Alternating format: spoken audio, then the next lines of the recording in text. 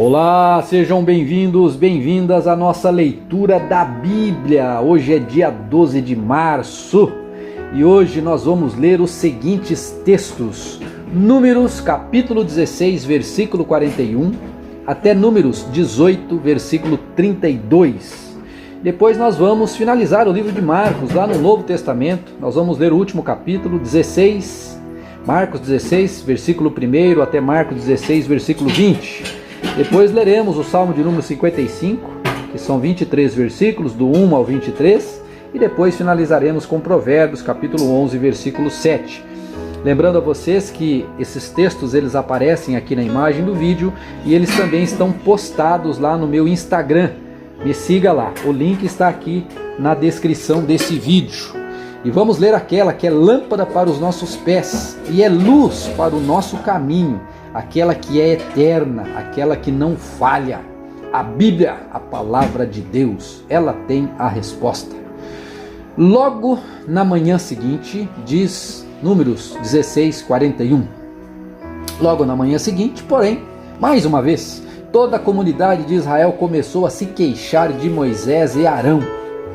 Vocês mataram o povo do Senhor, diziam eles. Mas, enquanto se reuniam para protestar contra Moisés e Arão, voltaram-se para a tenda do encontro e viram a nuvem cobri-la,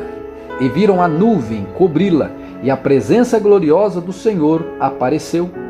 Moisés e Arão foram para a frente da tenda do encontro e o Senhor disse a Moisés: afaste-se dessa comunidade para que eu a destrua agora mesmo. E Moisés e Arão se prostraram com o rosto em terra. Então Moisés disse a Arão: rápido, pegue o incensário e coloque nele brasas do altar. Acrescente incenso e leve-o para o meio da comunidade, a fim de fazer expiação por ela, pois a ira do Senhor está acesa e a praga já começou.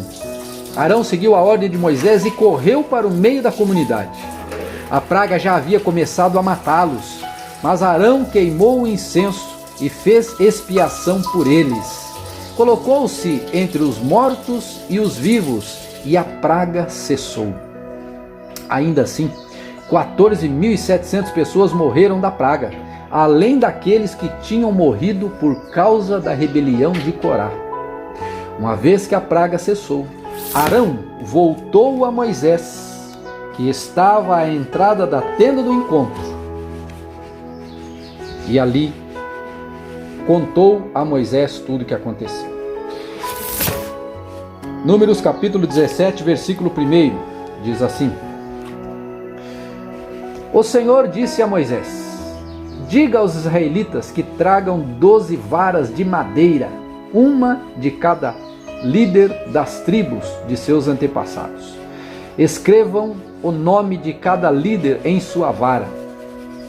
Na vara da tribo de Levi, escreva o nome de Arão, pois é necessário que haja uma vara para cada chefe das tribos de seus antepassados. Coloque as varas na tenda do encontro, diante da arca que contém as tábuas da lei, onde eu me encontro com você. A vara que eu escolher florescerá, e acabarei de vez com a murmuração e as queixas dos israelitas contra vocês. Moisés transmitiu as instruções ao povo de Israel, e cada um dos 12 líderes das tribos, incluindo Arão, levou uma vara para Moisés. Então Moisés colocou as varas na presença do Senhor na tenda da aliança. No dia seguinte, quando Moisés entrou na tenda da aliança, viu que a vara de Arão, que representava a tribo de Levi, tinha florescido, produzindo brotos, botões, flores e amêndoas maduras. Depois que retirou as varas da presença do Senhor, Moisés as mostrou para o povo, e cada líder tomou de volta a sua vara. O Senhor disse a Moisés: põe a vara de Arão permanentemente diante da arca da aliança, para que sirva de advertência aos rebeldes. Isso acabará com as queixas deles contra mim, e evitará mais mortes. Moisés fez conforme o Senhor lhe ordenou.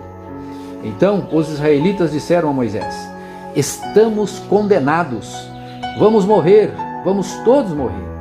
Quem se aproximar do tabernáculo do Senhor morrerá. Será que estamos todos condenados a morrer?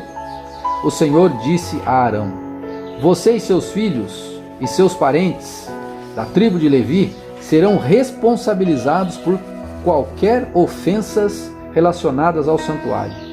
Mas somente você e seus filhos serão responsabilizados por ofensas relacionadas ao serviço sacerdotal. Traga seus parentes da tribo de Levi, a tribo de seus antepassados, para ajudarem você e seus filhos a cumprir o serviço diante da tenda da aliança. Quando os levitas realizarem as tarefas que lhes forem designadas na tenda, deverão cuidar para que não se aproximem de qualquer dos objetos sagrados, nem do altar. Se o fizerem, tanto eles como vocês morrerão.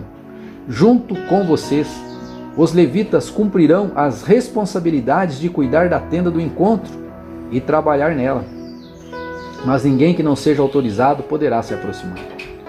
Vocês se encarregarão pessoalmente do serviço do santuário e no altar, para que minha ira não se volte a acender contra o povo de Israel. Eu mesmo escolhi, dentre todos os israelitas, seus parentes, os levitas, como presente para vocês, consagrados para ao Senhor, para o serviço na tenda do encontro. Mas vocês, seus filhos, os sacerdotes, devem se encarregar pessoalmente de todo o serviço sacerdotal relacionado ao altar e ao que está por trás da cortina interna. Eu lhes dou o serviço sacerdotal como um presente. Qualquer pessoa não autorizada que se aproximar do santuário será morta. O Senhor disse ainda a Arão: eu mesmo o encarreguei de todas as ofertas sagradas que os israelitas trazem a mim. Dou todas essas ofertas consagradas a você e a seus filhos como sua porção permanente. A parte das ofertas santíssimas, que não é queimada no fogo, é reservada para vocês. Essa porção de todas as ofertas santíssimas trazidas a mim, tanto das ofertas de cereal como das ofertas pelo pecado e das ofertas pela culpa, é santíssima e pertence a você e a seus filhos. Comam-na como oferta santíssima. Todos os sacerdotes a comerão e a considerarão santíssima. Todas as ofertas sagradas e ofertas movidas que os israelitas apresentarem a mim, movendo-as para o alto diante do altar, também pertencerão a vocês. Eu as dou a vocês e a seus filhos e filhas como sua porção permanente. Qualquer membro de sua família que estiver cerimonialmente puro comerá dessas ofertas. Também dou a vocês as primeiras ofertas das colheitas que o povo apresentar ao Senhor. O melhor do azeite, do vinho novo e dos cereais. Todas as primeiras colheitas da terra que o povo apresentar ao Senhor pertencem a vocês. Qualquer membro de sua família que estiver cerimonialmente puro comerá desses alimentos. Tudo que em Israel for consagrado para o Senhor também pertence a vocês. O primeiro filho de cada família e a primeira cria de cada animal, oferecidos ao Senhor, serão seus. Mas o primeiro filho e a primeira cria de animais cerimonialmente impuros serão sempre resgatados. Vocês deverão resgatá-los quando eles tiverem 1 mês de idade.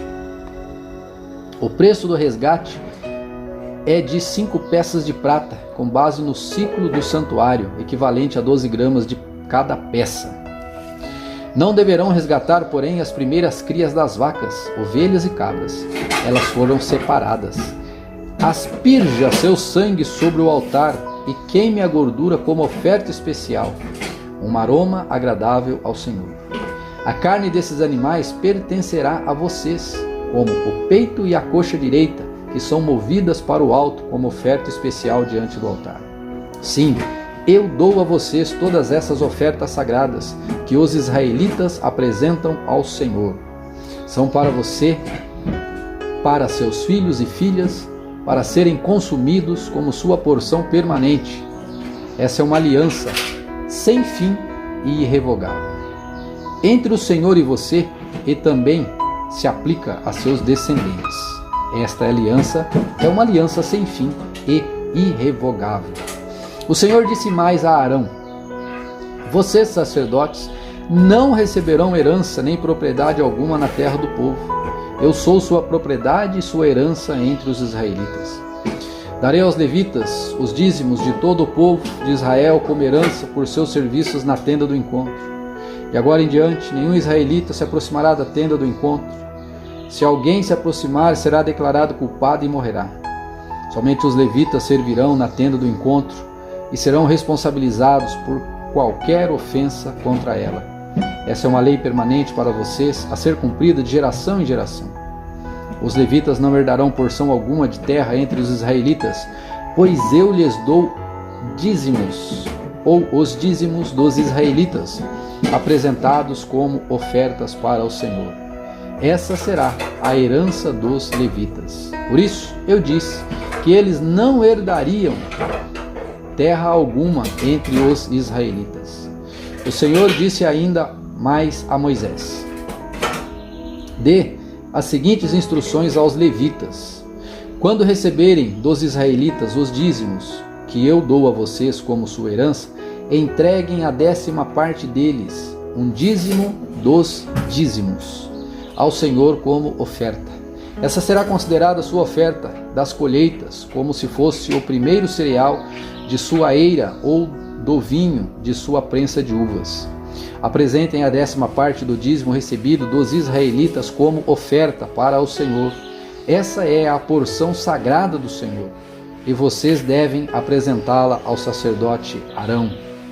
Entreguem ao Senhor as melhores porções de todas as ofertas sagradas que receberem.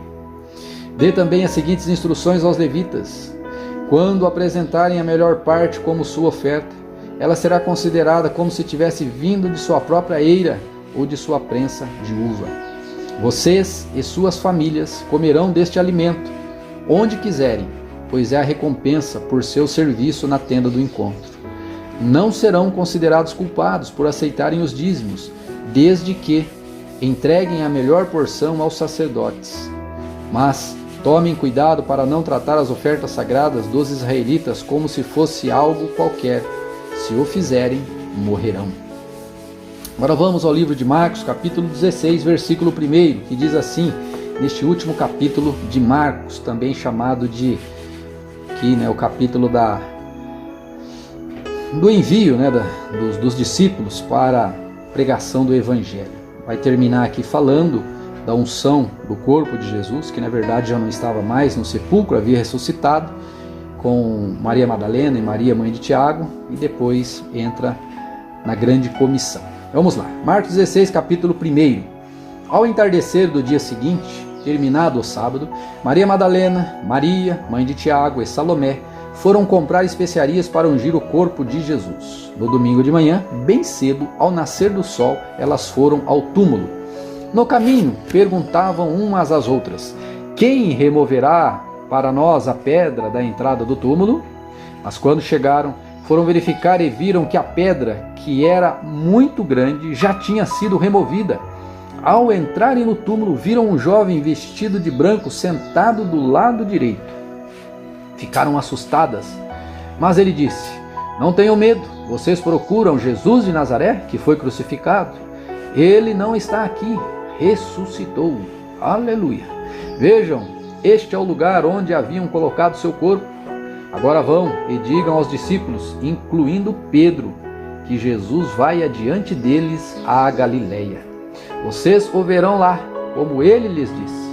Trêmulas e desnorteadas, as mulheres fugiram do túmulo e não disseram coisa alguma a ninguém, pois estavam assustadas demais. Quando Jesus ressuscitou dos mortos, no domingo de manhã, bem cedo, a primeira pessoa que o viu foi Maria Madalena, a mulher de quem ele havia expulsado 7 demônios. Ela foi aos discípulos, que lamentavam e choravam, e contou o que havia acontecido. Quando ela disse que Jesus estava vivo e que o tinha visto, eles não acreditaram. Depois, Jesus apareceu em outra forma a 2 de seus seguidores, enquanto iam de Jerusalém para o campo. Voltaram correndo para contar aos outros, mas eles também não acreditaram. Mais tarde, enquanto os 11 discípulos comiam, Jesus lhes apareceu. Ele os repreendeu por sua incredulidade obstinada, pois se recusavam a crer naqueles que o tinham visto depois de sua ressurreição. Jesus lhes disse: vão ao mundo inteiro e anunciem as boas novas a todos. Quem crer e for batizado será salvo, mas quem se recusar a crer será condenado. Os seguintes sinais acompanharão aqueles que crerem. Em meu nome expulsarão demônios, falarão novas línguas, pegarão em serpentes sem correr perigo. Se beberem algo venenoso, não lhes fará mal. E colocarão as mãos sobre os enfermos, e eles serão curados. Quando o Senhor Jesus acabou de falar com eles, foi levado para o céu e sentou-se à direita de Deus. Os discípulos foram por toda parte e anunciavam a mensagem, e o Senhor cooperava com eles, confirmando-a com muitos sinais. Aleluia! Salmo de número 55, versículo 1. Ouve minha oração, ó Senhor. Não ignores meu clamor por socorro. Ouve-me e responde-me, pois estou sobrecarregado e confuso. Meus inimigos gritam contra mim e me fazem ameaças perversas. Sobre mim trazem desgraças e me perseguem furiosamente. Dentro do meu peito, do meu coração, ele se acelera e o terror da morte se apodera de mim. Sou tomado de medo e pânico e não consigo parar de tremer. Quem dera eu tivesse asas como a pomba, voaria para longe e encontraria descanso. Sim, fugiria para longe, para o sossego do deserto. Sim, eu me apressaria em escapar para um lugar distante do vendaval e da tempestade. Confunde-o, Senhor, e frustra os seus planos, pois vejo violência e conflito na cidade. Dia e noite os muros são guardados de invasores, mas a perversidade e a maldade estão do lado de dentro. Tudo está desmoronando. Ameaça e engano correm soltos pelas ruas. Não é meu inimigo que me insulta. Se fosse, eu poderia suportar. Não são meus adversários que se levantam contra mim. Deles eu poderia me esconder. Antes, é você, meu igual, meu companheiro, meu amigo chegado. Como era agradável a comunhão que desfrutávamos quando acompanhávamos a multidão à casa de Deus. Que a morte apanhe meus inimigos de surpresa, que desçam vivos à sepultura, pois a maldade mora dentro deles. Eu, porém, invocarei a Deus, e o Senhor me livrará. Pela manhã, ao meio-dia e à noite, clamo angustiado, e Ele ouve a minha voz. Ele me resgata e me mantém a salvo na batalha, embora muitos ainda estejam contra mim. Deus, que governa desde a eternidade, me ouvirá. Ele lhes dará o que merecem, pois meus inimigos não querem mudar sua conduta, eles não temem a Deus. Quanto a meu companheiro, ele traiu seus amigos e não cumpriu suas promessas. Sua fala é macia como manteiga, mas seu coração, lá dentro dele, há guerra. Suas palavras são suaves como azeite, mas na verdade são punhais. Entregue suas aflições ao Senhor, Ele cuidará de você.